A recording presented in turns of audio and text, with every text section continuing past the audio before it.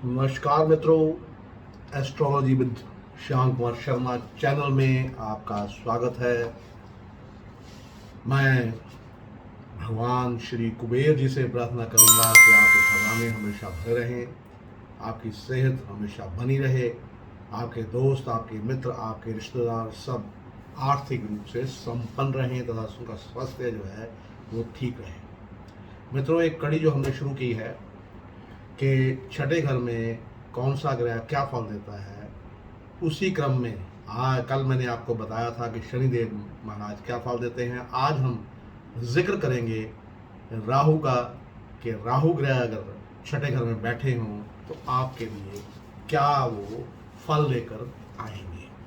तो मित्रों, जो राहु है, आपको पता है कि अगर धन लेकर आए तो आंधी की तरह धन आता है, और जो जब जाता है तो आंधी की तरह जो धन है वो चला जाता है। तो मित्रों, ऐसा है कि जो अगर किसी का राहु जो है अगर उसको बर्बाद करने पे आ जाए तो उससे क्या काम करवाता है, वो भी मैं आज आपको बतलाऊंगा कि राहु ने जो अपना इसमें क्या है, इस घर में यानी कि जो राहु अगर छठे घर में आ जाए, छठे घर का एक अपना महत्व है। क्या है कि छठे घर में अगर अच्छे ग्रह हों तो वो कभी भी अच्छा फल नहीं देते, लेकिन अगर बुरे ग्रह जो हैं वो हों तो वो हमेशा अच्छा फल दे देते हैं। क्योंकि इस घर का राहु जो होता है, छठे घर में अगर राहु बैठ जाए तो कुदरत से अपने आप मिलने वाली खुदाई मदद का प्रतीक है। यानी कि आपको ऐसी ऐसी जगह पे मदद मिल जाएगी जो आपने सोचा भी नहीं होगा। मित्रों, इससे पहले कि मैं आपको राहु के बारे में बताऊं, मैं आपको एक दृष्टांत शेयर करना चाहता हूं आपसे कि एक बार की बात है कि एक आदमी जो था उसकी किसी से दुश्मनी थी, तो वो शहर से जब अपने गांव की तरफ लौट रहा था तो उन्होंने क्या किया कि उसके जो दुश्मन थे वो आसपास ही छुपे बैठे थे, कहीं खेतों में काम कर रहे थे। उन्होंने उस आदमी को घेर लिया और घेर के उसकी पिटाई कर दी, इतना मारा कि वो बेहोश हो गया। उन्होंने उसको मरा हुआ समझकर क्या किया कि इस बंदे का आज खेल ही खत्म कर देते हैं। उस आदमी को पीट कर और जो बेहोशी की हालत में, नींद बेहोशी की हालत में, उसको मिट्टी का एक खड्डा खोदा और उसमें दबा दिया।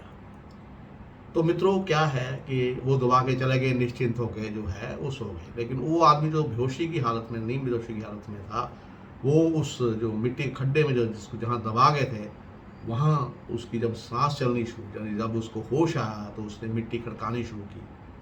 तो मैं आपको इसलिए बता रहा हूँ कि उसके आदमी के छठे घर में राहु था।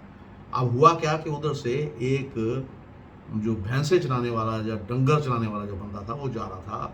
उसने देखा कि ये ज़मीन जो है हिल क्यों रही है, ज़मीन में आवाज़, धीमी धीमी सी आवाज़ आ रही है।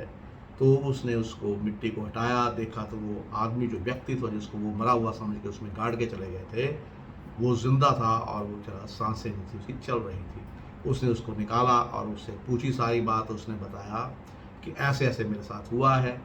क्या लो वो मामला दर्ज हुआ और वो जो जिन्होंने उनको पीट कर गाड़ा था उनको जेल की सज़ा भी हुई। तो मैं ये बताना चाहता हूँ कि राहु ने कैसे उनकी खुदाई मदद उसको कैसी मिली ना। अगर वो कहीं जो जानवर चराने वाला जो था वो चरवाहा वहाँ से ना गुजरता तो वो खड्डे से कभी निकल नहीं पाता। तो राहु जो छठे घर में बैठा हो तो खुदाई मदद जो है वो आपके पास चल के आती है। मित्रों, अब इसका मतलब ये है कि इंसान को किसी मुसीबत या का मुश्किल का सामना नहीं करना पड़ेगा, ऐसी बात नहीं है। मुश्किलें तो आती रहेंगी, लेकिन यहाँ राहु होने के साथ एक ही शर्त है कि एक सहायक चूहा बनकर जो मुश्किलों की जाल की हर रस्सी को काट देता है। कोई भी कठिन घड़ी लंबे समय के लिए नहीं हो सकती। यानी राहु अगर छठे घर में है तो आपको मुश्किल और अगर कोई आ भी गई है तो वो भी ज़्यादा देर के लिए नहीं रहेगी, जल्दी ही उसका आपको हल मिल जाएगा। आमतौर पर ज्योतिष में राहु को नानने का कारक माना जाता है।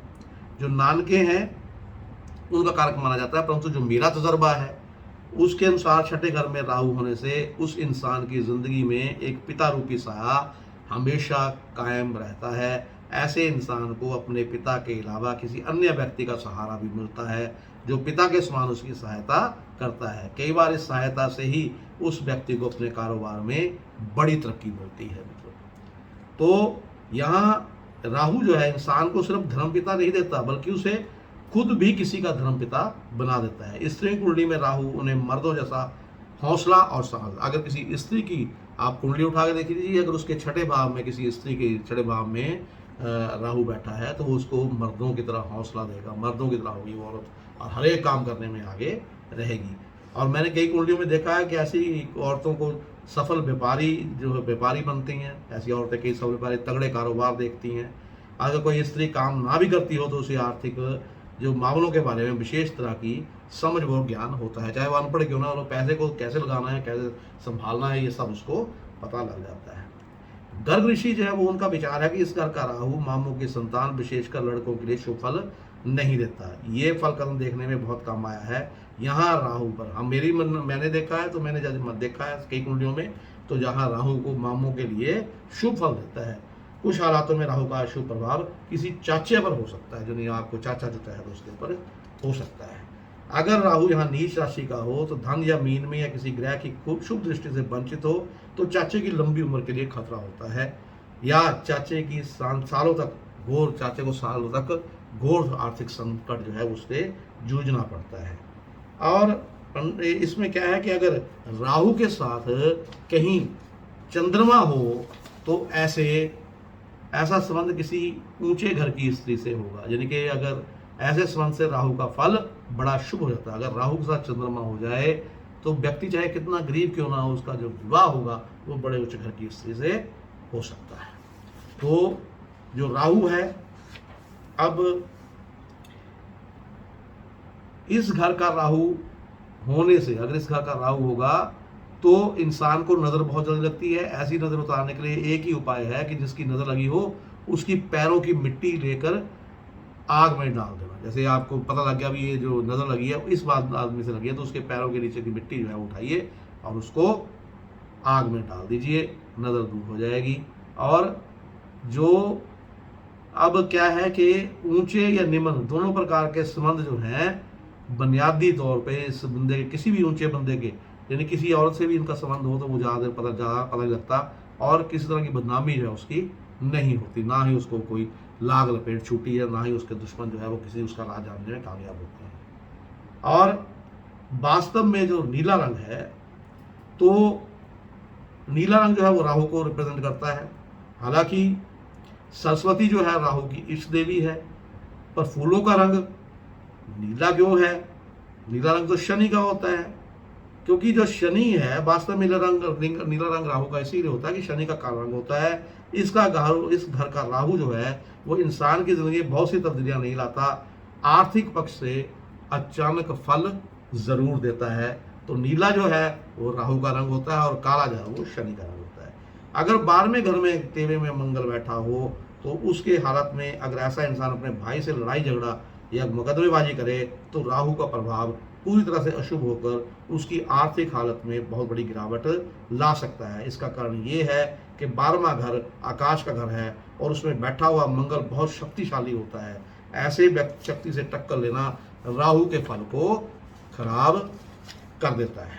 तो मित्रों, नीले फूल चढ़ाना मंदिर में और सरस्वती माता की पूजा करना, इससे भी आपका राहु है वो आपको शुभ फल देगा। मंगल के अलावा अगर 12वें घर में कोई अन्य ग्रह हो तो राहु उनके साथ विरोध करता है। मिसाल के तौर पर अगर 12वें घर में उसका शत्रु केतु शुक्र हो, 12वें घर में केतु या शुक्र हो तो ऐसा इंसान अपने पुत्र की पत्नी का विरोध करेगा।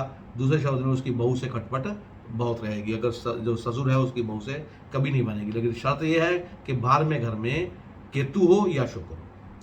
अब राहु जो है बिजली का कारक है, घरेलू बिजली का भी और आसमानी बिजली का भी। अगर आसमान का घर यानी 12वां घर खाली हो तो अस्पताल के घर में बैठे राहु की बिजली अंधेरे को रोशनी में बदल देगी और जिसका प्रभाव उसकी बहन बुआ के घर पर बहुत अच्छा पड़ेगा। पर अगर बाद में या दूसरे घर में सूर्य हो तो राहु का शुभ प्रभाव कुछ मात्रा में कम हो जाता है। शायद सूर्य की आग के सामने राहु की बिजली मध्यम पड़ जाती है। आपको पता बिजली जब टकराती है तो नीला रंग दिखाई देता है, इसलिए राहु के नीले फूल जो है वो उनको चढ़ाए जाते हैं राहु पर। अब इस घर में राहु के शुभ फल की सबसे बड़ी निशानी होती है कि नाभि के नीचे उस व्यक्ति का तिल होगा, तो उससे पता लगता है कि इसका जो राहु है वो छठे घर में है। इस घर में शक्तिशाली राहु को और मजबूत करने के लिए सिक्के की गोली को अपने पास रखना बड़ा सहायक होगा। सिक्का जो है राहु की असली धातु है और गोली का कारक भी राहु है। काली ऐनक भी अगर लगाते हैं तो राहु के फल को शक्तिवान बनाती है। तो आज मैंने आपको मित्रों बताया कि राहु इसमें क्या फलादेश देता है। इसके साथ ही मैं अपनी वाणी को विराम देता हुआ आपसे विदा चाहूँगा और फिर से प्रार्थना करूँगा कि आप सुखी रहें, खुश रहें, आर्थिक रूप से संपन्न रहें और आपका स्वास्थ्य, आपके मित्रों का, आपके दोस्तों का, आपके रिश्तेदारों का स्वास्थ्य हमेशा अच्छा रहे और आपका दिन शुभ। नमस्कार।